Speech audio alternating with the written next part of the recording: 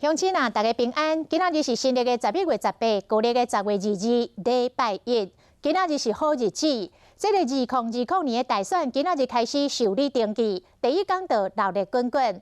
台北市长郭文泰早起带领着子弟兵、台湾民众党的立委参选人到选委会来登记，而且透过手机直播，甲全台湾民众党的参选人大连线来展现着气势。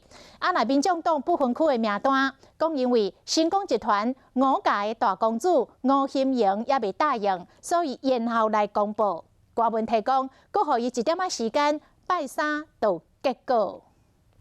我们有可能在民众党争取一个这样子的 monitor 吗？建立这样一个系统要花多少钱？选举登记第一天，台北市长郭文泰甲台湾民众党立委候选人全国大连线，用网络空战争取版面。郭文泰带领子弟兵到选委会办理登记，只是民众党不分区立委名单也未敲好，拜三才会公布。因为邀请成功5家大公主、新秀副总经理吴欣盈纳入不分区名单，5家人也未答应。反正礼拜三早上你就知道了，你不用紧张了。